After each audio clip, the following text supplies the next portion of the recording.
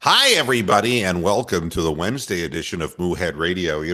This is one of those examples where an Indians game is in progress while we're doing the program, and Matt is joining me from Ohio. If anybody else is, the links are right there on our YouTube page and also on the front page of mooheadradio.com. Today, we're going to talk about the Indians. I guess what's really there is to talk about the Indians. And Matt, you're watching it again. Corey Kluber getting screwed by a lack of support. One bad pitch, and Corey Kluber is now tied as we sit here going into. Notice how when Corey Kluber pitches, though, when there's always a man on base, and then he always gives up a home run with that one bad pitch. Well, he's a guy who throws a slider. If it flattens out, a guy can hit it. But, the bottom line is when the Indians have the opportunity that they had in the first inning and put up a straight number, I'm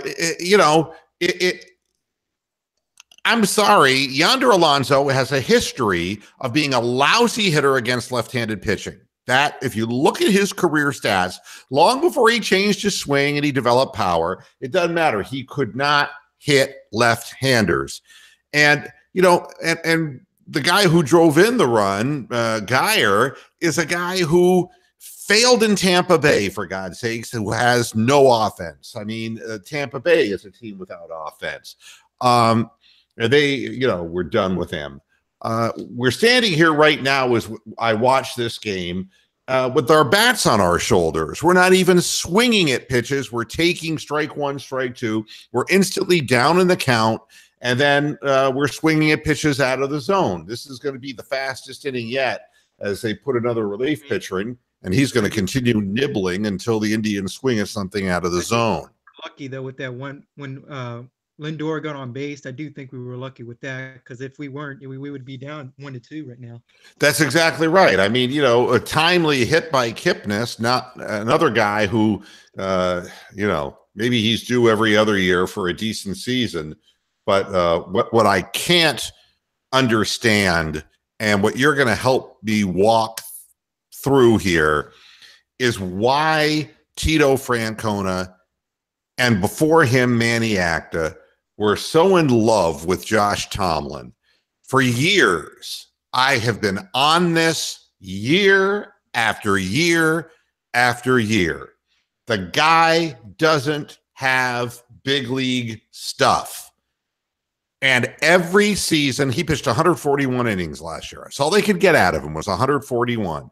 And in the middle of the year, every year, he has to take time off because his arm's tired. I mean, and it's not even that there is a specific injury, it's that his arm gets tired.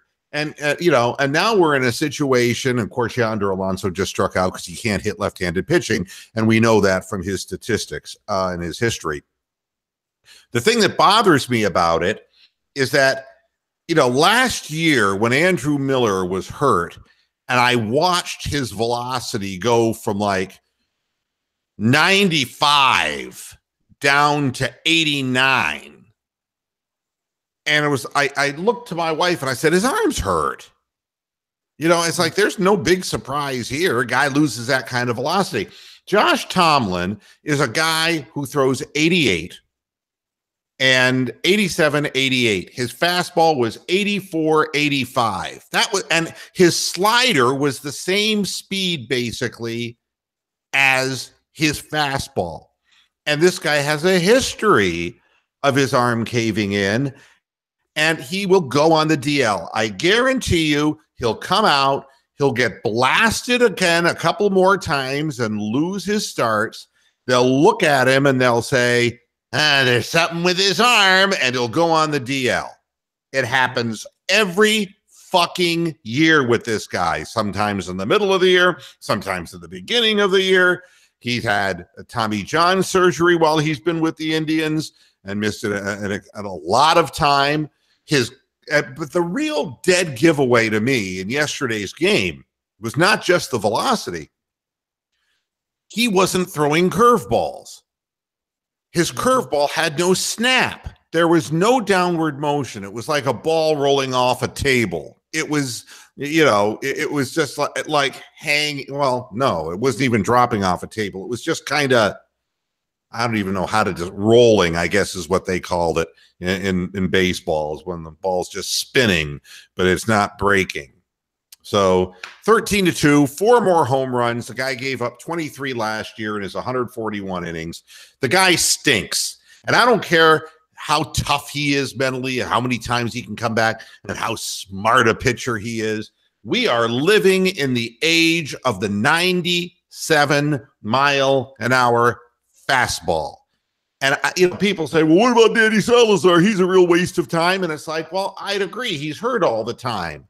But he's got major league stuff. He's got electric stuff when he's healthy. When Tomlin is healthy, he never has electric stuff, and he gives up home runs at a greater frequency than virtually any pitcher in the major leagues over the last 4 years. That's a fact. Look it up.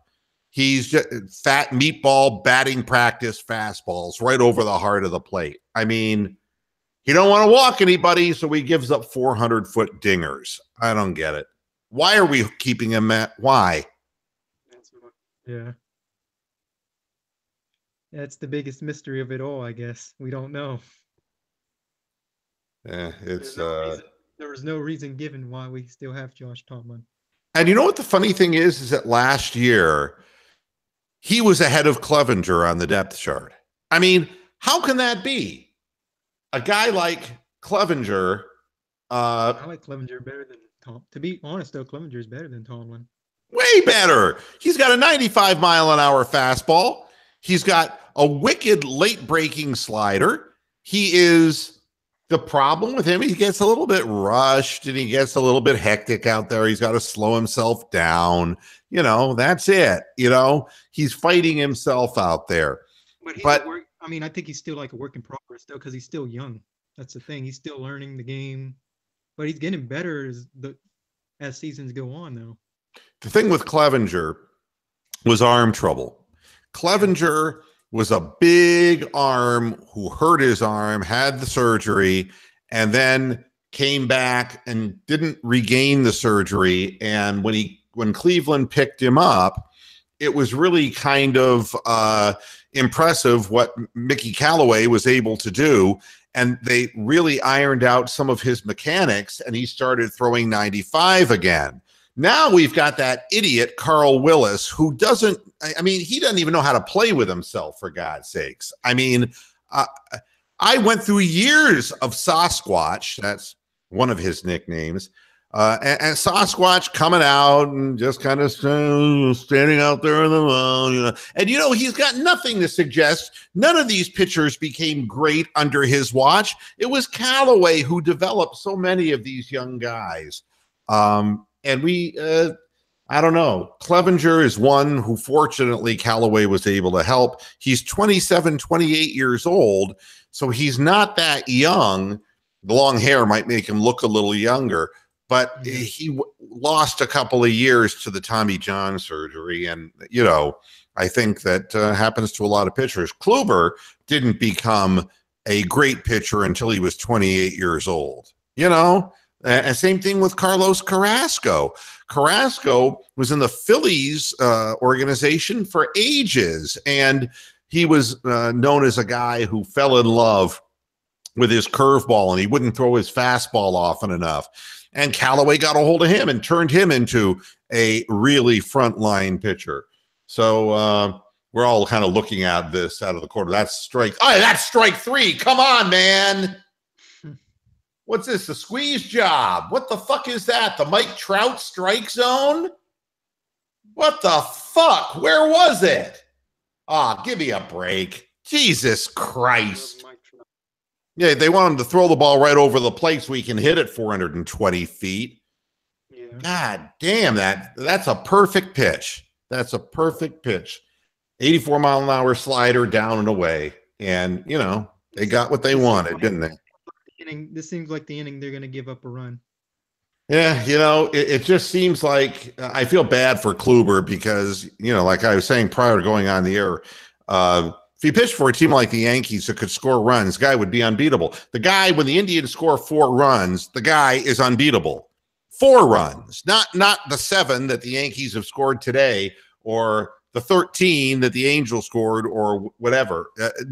4, which doesn't seem like that big a number, especially when you're gifted the bases loaded with 1 out in the first inning. You think you could walk away with a little bit more than just 1 run.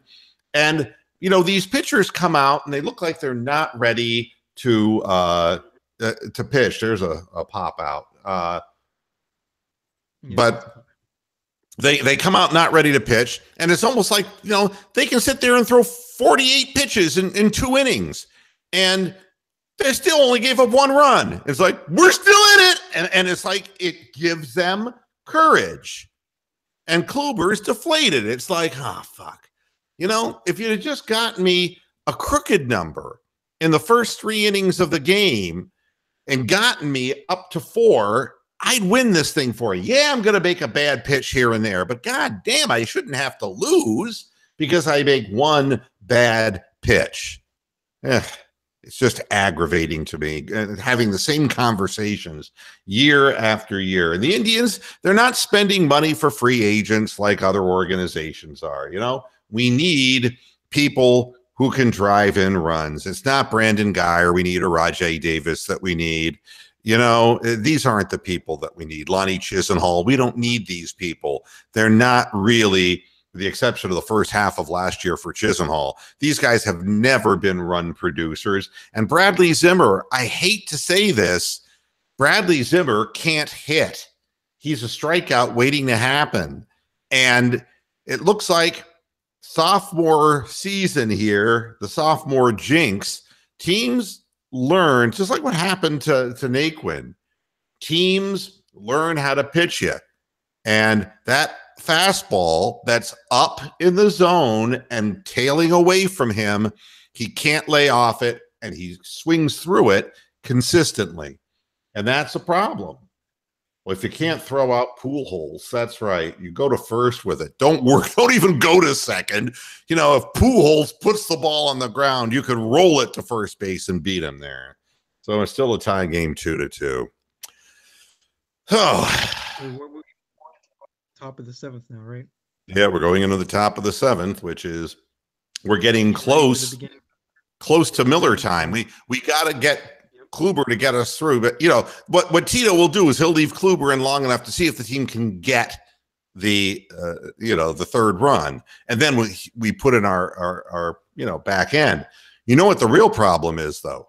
The real problem is Cody Allen's record in non-close situations. Now, he sucks when the close is not on the line. So if this game continues at 2-2 and goes into the later innings and Kluber has to come out and Allen comes in, he's not the same pitcher 2-2 in the 9th as he is 3-2 up in the 9th. For whatever reason, whether it's psychological, but his record in non-save situations, not very good. Let's check out the chat room here and see if there's anything going on. Who do you think our 7th inning bullpen pitcher should be, since we got rid of Shaw?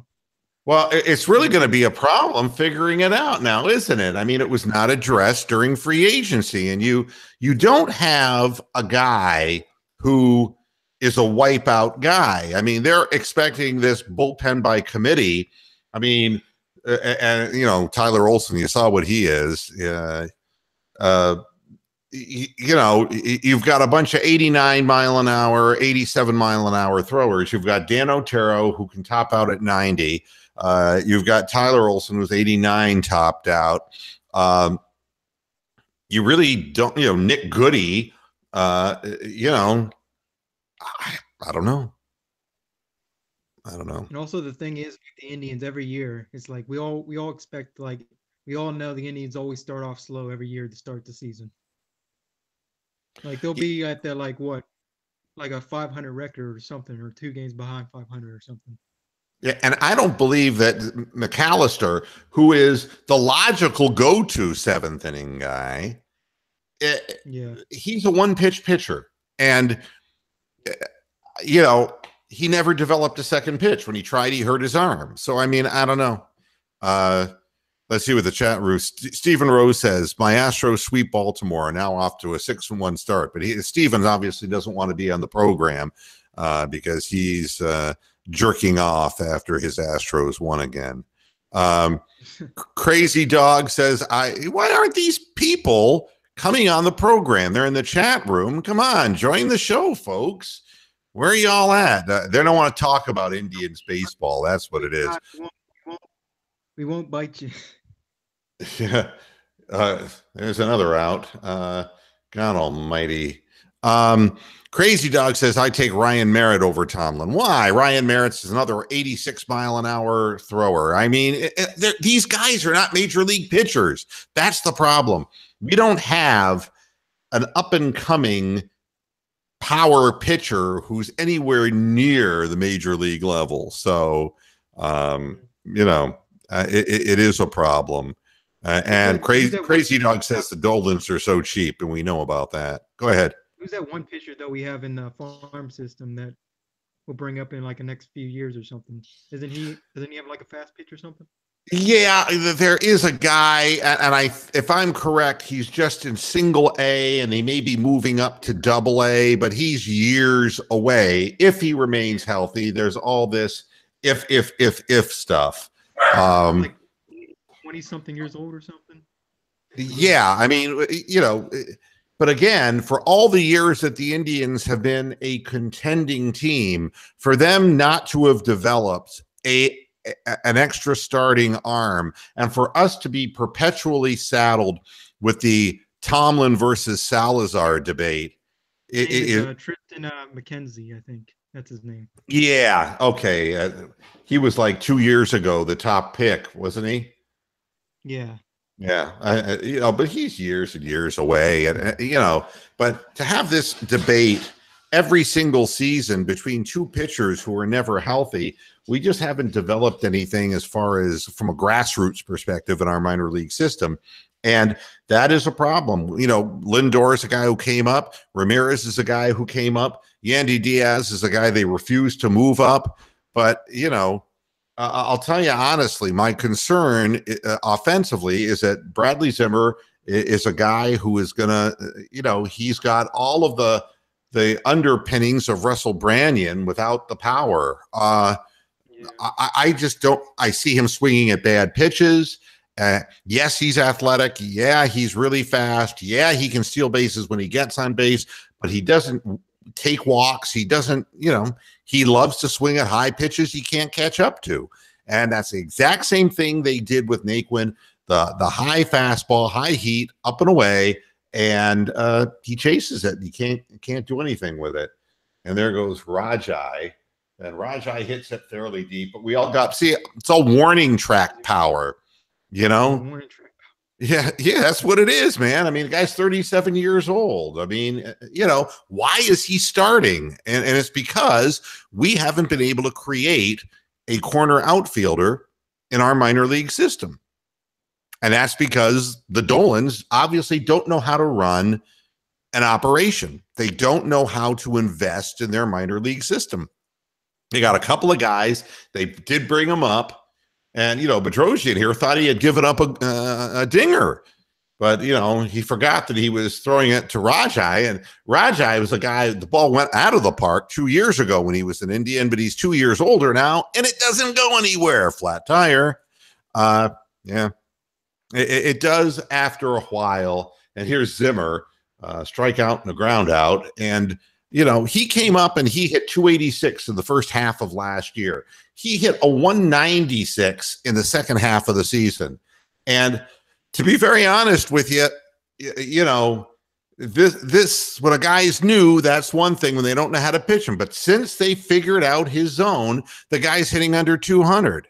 You cannot have, I don't care how much ground he covers out in center field, you cannot have a starting player who cannot catch up to a high fastball and loves to swing at it, who hits under 200. Can't do it. The Indians are in, you know, in competition now with teams who can put up numbers in a heartbeat.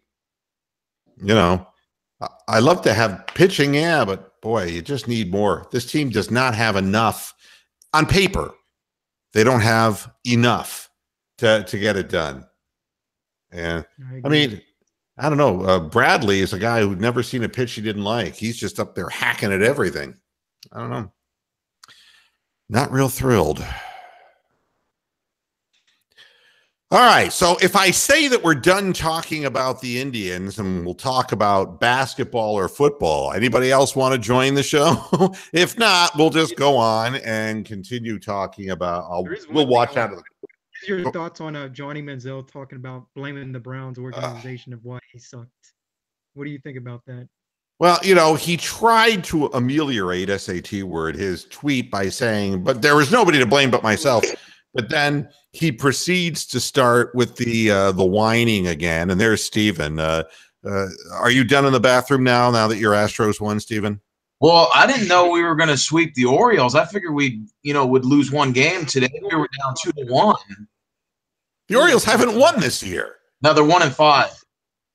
Well, they won one game. I mean, they still suck though. And we got the Padres next, and they're like 1-5. And Mr. Moohead, I'm surprised Zimmer just hit a base hit. What a surprise! Yeah, well, they all. And Mr. Moohead, not to switch gears on you, did you hear the article that came out today in regards to Johnny Manziel? And well, that's what we just started talking about. And as you came in talking about that. Yeah, right on time. Manziel, he tried to say, well, I'm nobody to blame but myself, but they put me in this terrible situation in year one. Well, it was an awful situation. It didn't get better until I had McCown with me in year two. And it's like, something, nobody is going to stop Johnny Manziel from destroying Johnny Manziel. I mean, that's the most ridiculous thing that, we didn't have a veteran presence in there in his first year.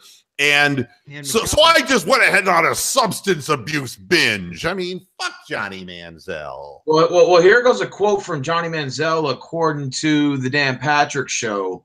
It says here that Johnny Manziel, a failed first-round pick in the Browns too, is now blaming the Browns, not realizing that they were drafting a guy who prefers to wing it. Here's a quote from Johnny Manziel on the Dan Patrick Show. If Cleveland did any of their homework, they would have known I wasn't a guy who came in every day and watched the film. Yeah, I read that too. I don't do my homework and I'm not a professional, right? They should have realized that. And he wonders why nobody wants him. He's a little ant of a man. He is so small. And I don't mean in stature and height, character-wise. He's alienated everybody. I think Zimmer should get ready to try to steal a base here. It's the only way we're going to get a runner in scoring position with a bat in Frankie's hand. That's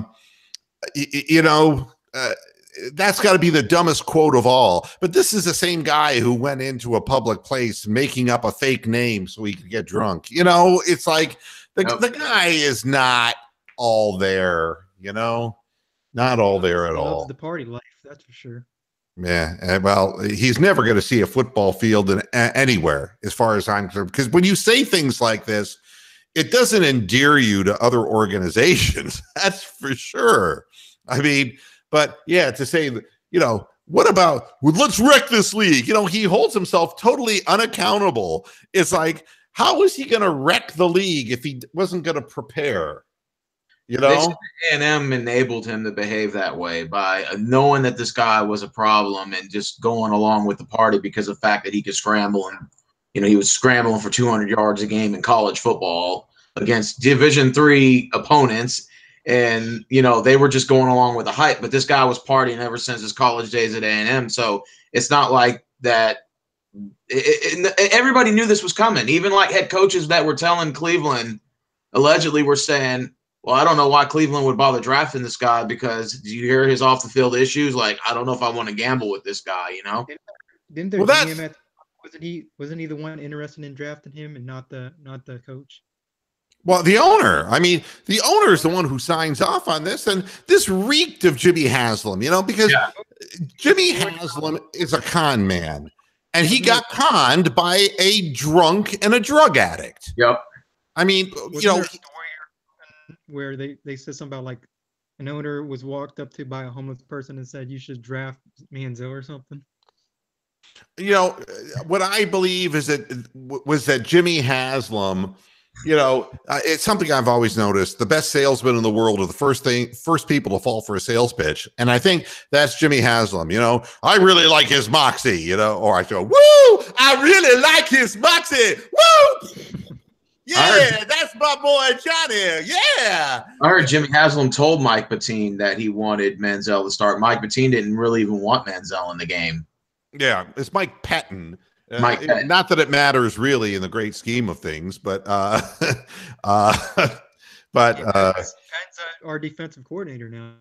If we head coach, that's for sure. Yeah, he's a better defensive coordinator than head coach. Yeah, I mean, if he were put in with a bunch of animals, you'd have a petting zoo. Okay, enough of that.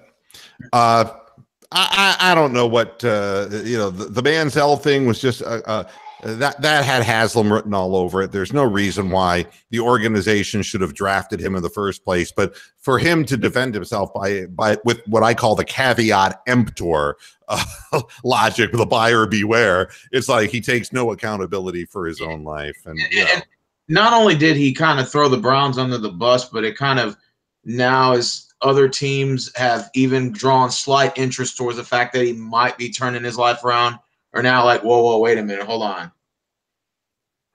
Well, if he was turning his life around, he would be not behaving this way. All right. Basically, he's saying it's not my fault they knew I was a party goer. Well, it's like, well, how are you supposed to convince the other teams that you're not this guy? Because they want a guy that comes early to practice. They want a guy that leaves late after practice. They want the guy that takes the extra time to study the game film like Peyton Manning and Tom Brady does, not this kind of guy that says, well, it's not their fault. It's not my fault. They know I'm the kind of guy that just wings it. Yeah, like that's what other teams want to hear in the league. Tony the Calf is joining us from Minnesota. What's up, Tony? Not my fault, brother. What is it, Tony? I was just saying before, I don't want to really somber the mood, but before I get going, I don't know if you ever came across a guy on Twitter by the name of Boney Moo. Boney? Yeah. He's kind of a troll like me. Yeah. Okay. I just want to send condolences to his family. He died at 38 from surgery complications. Oh my goodness, really? Yeah. What kind of surgery was he having? Nobody knows. He never shared it. Oh, that's so unfortunate. The other day, he was in perfect health and everything was fine, and all of a sudden, the obituary pops in my newsfeed. Oh, yeah. Who put up the obit? Buddy of mine we know named Matt from Florida. He's in Florida. He's kind of a Michigan fan that I've gotten to know on Twitter for a while. That's terrible. Yeah, 38.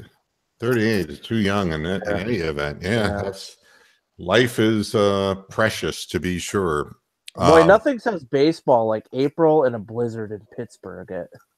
Yeah, I know. The pictures of Yankee Stadium yesterday were just crazy with the snow all over the field. It's supposed to be 20. It's supposed to be 17 degrees at first pitch tomorrow for the Twins home opener against Seattle. That's crazy. I don't know why these games are being played in the North, and this just furthers my argument. See, they call that a strike, but they didn't call it a strike against Mike Trout. It's the Mike Trout strike zone. This is the bullshit that I hate about Major League Baseball. Depends who's holding the stick. Whoever's got the bat in his hands, then the umpire can just, it's keep taking pitches, Angels. Yeah, the only thing I can say is they should find the doctor who did the operation for Boney and see if he can do some work on Johnny Manziel. Hey, Mr. Moohead, my father had a question real quick from cell phone device. He said if Jimmy Haslam fakes his death, would he be the new Tupac? If he faked his death, what? To get out of the lawsuit, would he be the Tupac of football? There would be, I think everybody would be willing to accept at face value that he was dead. No, I mean, it's like they've been trying to convince themselves that Elvis isn't dead now for decades. You know, if the word came out that Haslam was dead, good, let's keep him there. Nobody wants him to raise from the ground. You know? God almighty. Speaking of former Browns quarterbacks, did you see the Ravens are trying to rehash the carcass of RG3? And did you read what their coach, the head coach there said, Harbaugh said? I mean, which Harbaugh is this? This isn't the wacky one. No, this is John Harbaugh. I know. Yeah. He's like, oh, I think we got a steal on this guy. It's like he hasn't played in 2 years. It's like he's running away from his own past as far as his success. He's still running away from the pass rush that crippled him in Washington. It's like how things have changed in Baltimore. That's your backup to Flacco. And Flacco is immobile, and he's due to get hurt. RG runs the read option. So other than the read option, he really has no other, other talent than that. You know, we got a real deal on him though. Wow. Yeah, I know. It's so lame. It's so lame. Here's when I saw that, it's like, I guess anybody can get a job if your name isn't Colin Kaepernick, you know? Yeah. Isn't that incredible? I mean, to me, a guy like Kaepernick, he's banned. Yet a guy like RG3, he's got more lives than a cat. It doesn't seem fair to me. What doesn't seem right is Justin Blackmon is blackballed, but yet Josh Gordon is constantly getting caught having drug cases, and they gave him a chance, you know? Yeah, Justin Blackmon couldn't stop driving drunk. Yeah. The league has to move on something like that. It's, when it's, but I think that Josh Gordon was a lot worse than just the marijuana thing that was being publicized at the time. He was probably sniffing glue and God knows what else. Probably had about 64,000 model airplanes he put together. What? Any buddies with Johnny Manziel? What about? I said, wasn't he buddies with Johnny Manziel? Oh, well, sure, because these people hang out together. It's birds of a feather. That's the way it's always been. Addicts always hang out together. Yeah, and that's the comfort thing. And, and the thing I couldn't figure out is why Josh Gordon and Greg Little were so tight. So I always wondered about Greg Little, too, because Josh Gordon has found solace and comfort in Greg Little. And he has very few other friends around who had played football. So, now they're saying Michael Brantley expected to be activated, perhaps for Friday's home opener. That's great. That icicles will be forming in the stadium. Let's bring Brantley back when it's 6 degrees below zero. Yeah. And so his first pitch will be at 17 degrees. That's crazy. I mean, that's just not something that you can do. I mean, if you have any respect for the athletes, you don't do that.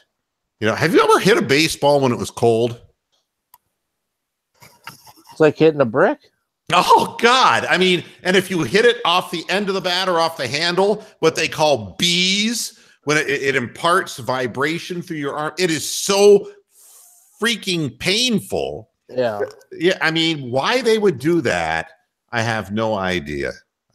Should they consider building like closed roof stadiums for the northern teams if they're at least going to schedule their home games? It should be. Oh, no, that's going to stay in the park. Baseball shouldn't be a 162 game season. There's no fucking need for it. I know that, but you know something? And I honestly believe this, even though it's going to sound heretical, SAT word, is that if you're an owner and you insist on a 162 game season, and if that's what you insist on having, you should be required to have a domed stadium with a retractable roof.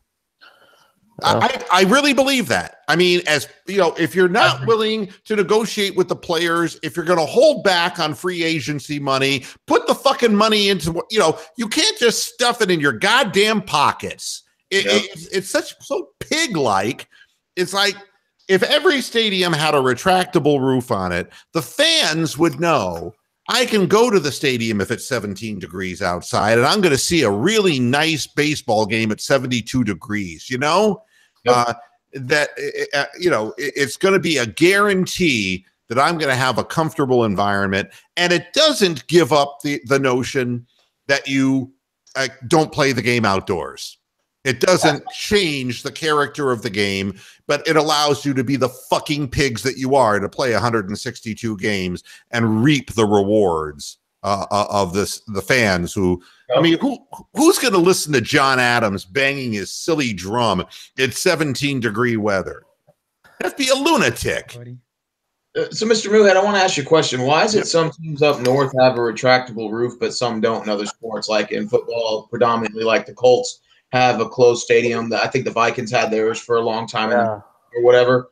And then, you got some teams up north that have it and some teams don't. I wonder how they just pick and choose. Well, I think there were, again, it's the discretion of the owners, and that's where the mistake lies. It should be a league mandate. And again, a lot of it was seasonal. When baseball was first starting to expand, it wasn't 15 degrees and snowing in April. It was 40 and, sunny. I mean, that's why teams didn't build them, because they didn't think this was going to happen. As where football, I mean, you don't want to go to see the Vikings and Packers play in 40 below with a blizzard. You know what I mean? Well, and it's understandable, but I don't think that it should be up to the owner. I think the league should say, this is how we're doing it. I mean, if you look at what cities do to allow football teams to be in their city, the kind of tax incentives that teams and owners receive, that was the basis of Art Modell leaving Cleveland. For those people who are living in a cave, is that Baltimore pulled his pants down, spread its ass cheeks, and let Art enter from behind. That's what happened. More incentives, less out of the pocket of the owner. And if they're going to do that and lay out the red carpet for these people, and and the taxpayer is going to have to foot the bill for a taxable business, for God's sakes, and the fans are footing the bill on so many different levels, the league should be able to say, this is the type of stadium that we're going to have. I mean, and this is how we're going to achieve an 162-game season, and how we're going to start the season on March 28th or 29th.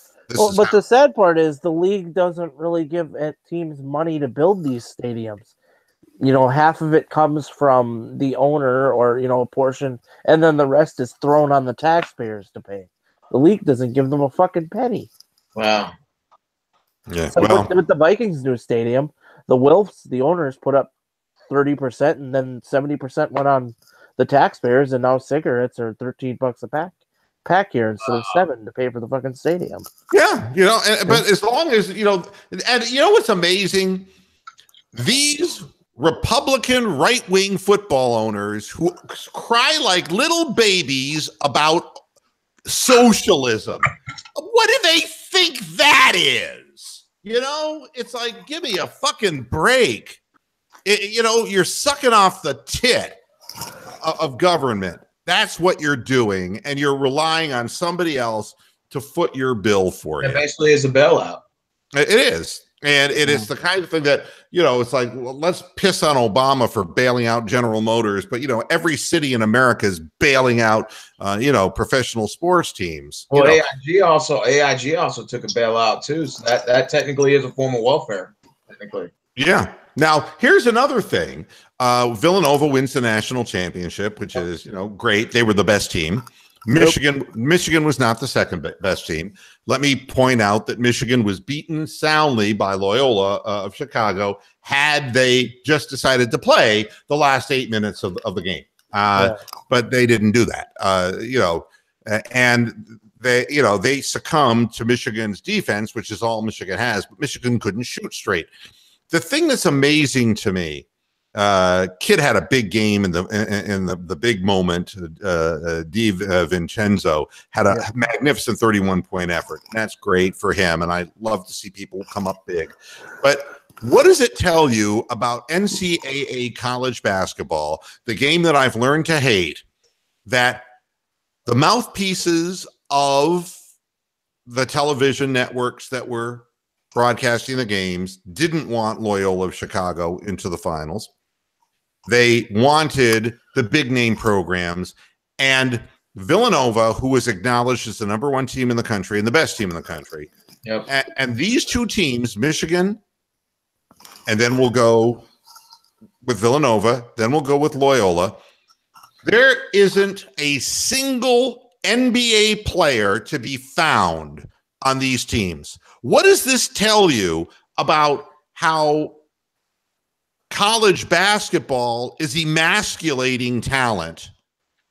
I mean, it's no wonder when we're playing games in the 50s, which is what we're doing. I mean, we're playing high school scored basketball games in the NCAA finals and in the Final Four games. I mean, it's pathetic.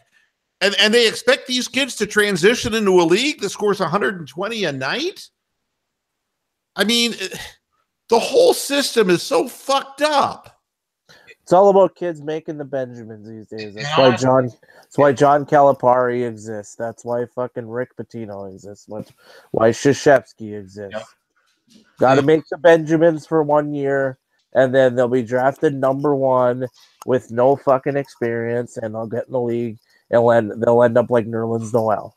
They actually said about 10 years ago. They said 10 years ago, they've done a study on NBA. They said in the last 10 years alone, they have seen less talent out of the draft pool than they have ever had in existence in the NBA. Sure. I mean, and teams are tanking for what? For what? If you look at anything below the top 3 picks, you're going to end up with nada, is what it amounts to. Yep. And that's the thing that's pathetic about it, is that it's, I was told when I was young that college prepared students for life. It prepared them professionally for their employment and socially in their lives. What is college doing for kids who are playing basketball who don't belong in college in the first place academically? What is it doing for them, and what is it preparing them for when they want to become professional basketball players? It's not even preparing them for that. Yep. No. It's just paying the bills of the university. That's what it's doing. Yep. And, I'm thrilled for Villanova. This is not a sour grapes thing. They were the best team and they deserve to win. But I think it's illustrative of the problems in college basketball and the way it's set up, that they're willing to take 18, 19-year-old kids, keep them around for a year or two, and, the best ones are going to be one and done, and they do nothing to prepare these kids for their future. There's no education. Part of this is on the NBA, too. They've got to, establish that G League where it's a legitimate developmental league like Major League Baseball has, where guys can come out of college and go right into the G League and learn the system and learn the NBA game, and then all of a sudden they can hopefully have a LeBron James impact coming into, well, not LeBron James, but Dwayne Wade example, when he came out, impact when they come into the league, not, I'm going to come in like De'Aaron Fox and I might hit a good shot every now and then, but I'm going to be pedestrian for my rookie year and have no headlines about me. You're right. I look at Lonzo Ball, who's hurt again. And somehow that shouldn't really surprise us. Guys who are considered can't miss and they can't shoot. That's what they can't. And again, the only reason he's hyped is because of his dad. Yeah, well, I mean, and look at what's happened. I caught a headline out of the corner of my eye that, Penny Hardaway gets the job. And what's he do? His first thing is to get his son on the team. I was watching a documentary about Pistol Pete Maravich. All right. Yeah. And Maravich's dad, Press Maravich, was the guy who, got his son to go to LSU because he became the head coach at LSU. And, but it was an unhealthy relationship. And Maravich ended up a drunkard and having all kinds of problems and unhappiness in his life. Here's an Iron Chef with a bat here up at the plate. To me, the whole thing reeks. The whole system just reeks. And the reason maybe that, how could a kid come into a league that plays the up-tempo kind of ball when they're sitting there and still running, Dean Smith type offense in the college level? See, that's strike three. That's strike three. They give it to a fucking rookie against Andrew Miller. What kind of horse shit is this? God, they have a graphic that shows you where the ball is. He's an international star. That's why. Yeah, international star. Yeah. Hey, Metcalf, is it true that your Vikings are playing the Eagles on week 1? Yep. That's what the report is. It's going to be Vikes, Eagles, and Philly for the Thursday night opener. Well, before I get out of here and finish up the program today, just wanted to point something out, how sometimes a steadying influence can be a much more important thing than that big pop you get from a young potential superstar. And I'm not mentioning Andrew Wiggins by name. But Jose Calderon now is 23 or 22-9 when he starts for the Cleveland Cavaliers, and the team is a better team with him on the floor because he runs the sets, he understands the options. Jose Calderon is to this offense what a good quarterback is in a football game, is that he knows where the men are on the floor and he gets the ball into the hands of the right person without turning it over. He's not Tom Brady. He's a guy who's like maybe Tyrod Taylor, maybe that kind of thing. A guy who doesn't make mistakes and gets the ball into the hands of the right person. And it's amazing watching the Cavaliers beat the Raptors, a game they had no business. I mean, Kyle Korver was obviously, his bruised foot and his, the bereavement time he missed, not ready to play. And, they came out and laid an egg. And I'm convinced that Kyle Lowry was partying. I'm convinced that the Villanova thing, that he was hungover because he played like shit. DeRozan, who used to be such a go-to guy, really one of the best mid-range players. Yeah. He's like a Paul Pierce guy. Great mid-range game. And he scored 19 points, but he hardly took any shots.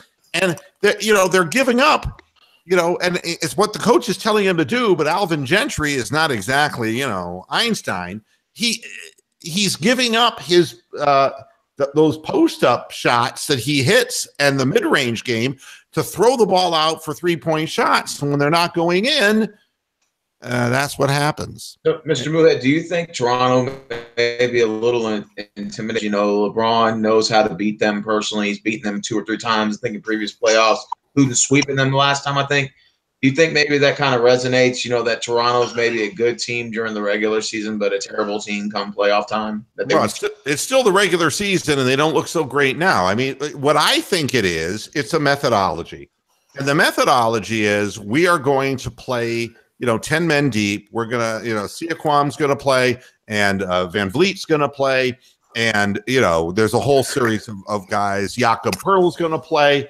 And that's how it is. And in the beginning of the game, when they were being very competitive, they were getting the ball down to Valanciunas. Nobody on the Cavaliers front line could stop Valanciunas, but that stopped. I mean, it's almost like, well, that's only 2 points. We're only getting 2 points. We want 3 per possession. So they started chucking up threes, and you end up with people who honestly are taking shots that are, long rebounds that ends up in transition and the Cavaliers get easier baskets. I think it's coaching, and I think that when you're playing a team that's small down low, Tristan Thompson and Larry Nance Jr. are not big men, and Valanciunas could get into that lane and take a baby hook anytime he wanted to. But the problem is they would rather play a 3-point game where they play no defense, and that is I don't know where these pitches are. I don't know where these pitches. You know what? If Toronto's not careful, they got a game against Boston tonight. If Boston wins, they're 1 game back with still about 4 left to play. And Boston lost in Milwaukee. I mean, and had Boston won, that could be a tie. The wheels are coming off Toronto, and part of it is there's mojo. There's ups and downs in seasons, and you don't want to be on a downswing. Cavaliers won 9 out of 10. You don't want to be on a downswing at this time of the season, but they look tired. They look like they're somewhat disinterested. That was a big game against Cleveland. That's a game. It is. They lost 132 to 129 and were kicking themselves saying, we gave up 132 points to the Cleveland Cavaliers. We should have won that game. And so this was their we're going to prove to ourselves what we're capable of doing game. It just wasn't there. If I remember correctly, Kyle Lowry called out the whole team after that 132-129 loss and said that we played like a bunch of what do you say? I'm trying to figure the word. He basically said they played like a bunch of pussies, and that they were. He said that he felt the team was real lazy and he was calling people soft. They were playing soft. Yeah. I haven't seen such awful. And this was both teams last night. There were so many wide open shots that both teams were getting. Yeah, well, Lowry looked hungover to me. I mean, really, he had in the beginning of the game several open looks, and they finally rung Mr. Trout up on a ball in the outside corner. What do you know? To me. Yeah, there were a lot of missed open shots, but I'm looking at the Toronto Raptors and who are the big 3-point shooters? Well, DeRozan is not a big-time 3-point shooter. And if they're going to go away from his mid-range game to exploit the 3-point game, then they're putting the game in the hands of people who career-wise are 34, 35, 36% shooters. And when you have a 7-foot guy who can bull his way to the hole, I mean, he could score 24 points against the Cavaliers every night, Valanciunas. But it's like they don't want to slow the ball down into the half court. They want to get out and run. So see, the good thing that Dad just brought up just now is it reinforces what Mr. Moohead just said. He said that Cleveland is not as good as a half-court team, but they're one hell of a transitional team. And when you're Toronto and you're trying to shoot threes, it becomes a transitional contest, and you're going to lose most of the time to LeBron's team that he's on. Because that's one thing. What I've noticed when Calderon's in the game is that when Calderon and LeBron are on the floor together, that LeBron is throwing screens for Calderon, who's getting around the corner. And what was happening to the Raptors, it's not going to happen to every team, but for some reason, the Raptors just refused at halftime to even adjust. Is once, because LeBron's a big body. He lays a screen. And all that Calderon was doing was going around the corner.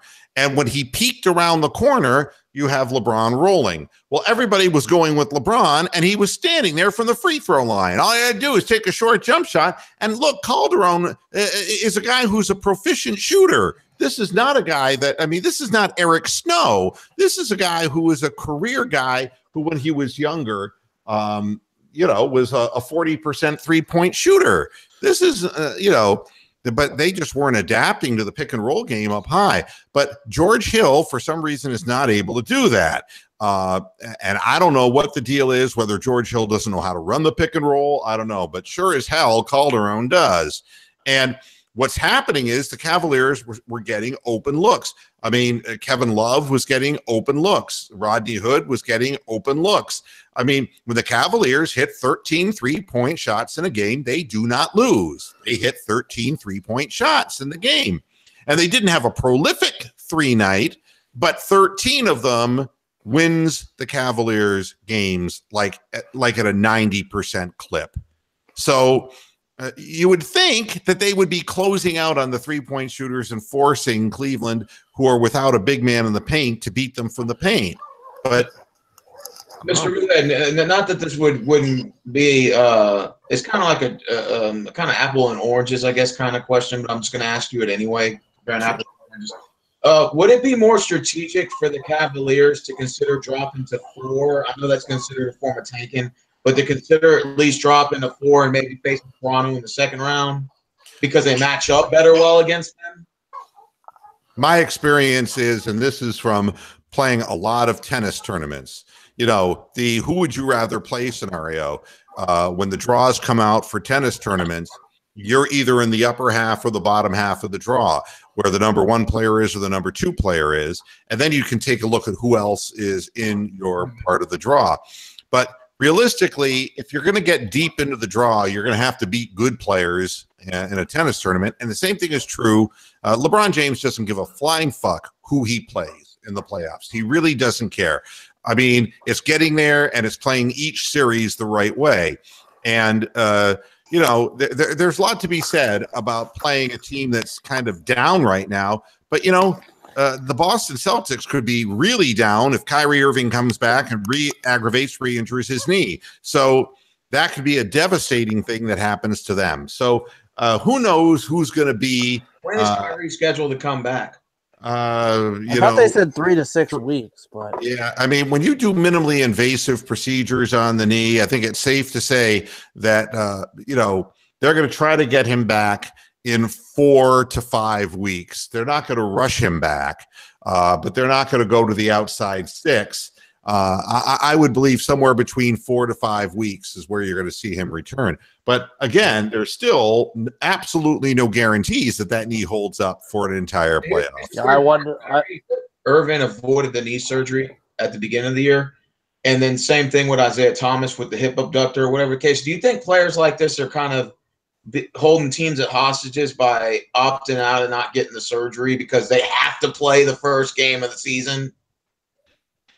Yeah, you know, the IT thing was strictly a free agency thing, and it was a wing and a prayer. You know, maybe I'm going to be okay if I go through conservative treatment and it won't affect my payday. That's all it was, because that's all Isaiah Thomas, a little midget fuck, cares about. I had to throw that in there. Sorry. You know, Kyrie Irving, it's a different issue. They knew that his knee was a problem. But they were going to restrict his minutes. But you can't predict the way he plays the game and torques his knee. There's no way that you can predict when that thing is going to pull up lame.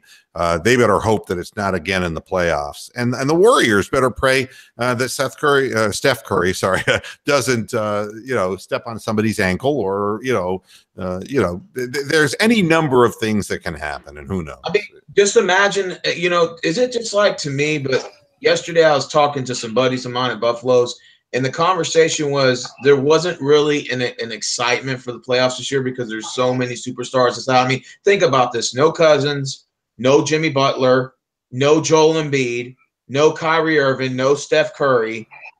I mean that could affect the way the playoffs the outcome comes out, you know?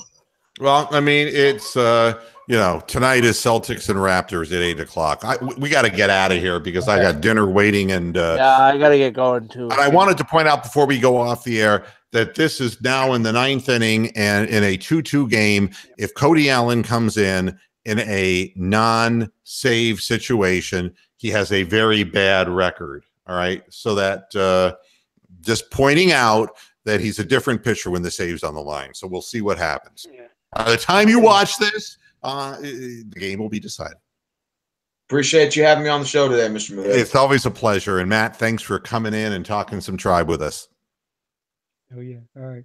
All right. Take care, everybody. Thanks a lot for tuning in. We'll be back on Friday with the next edition of Moohead Radio. Until then, hasta la vista, pasture heads, as Yonder Alonso fly. No, he got a base hit. So maybe the Indians are in business. I got to go now. Bye.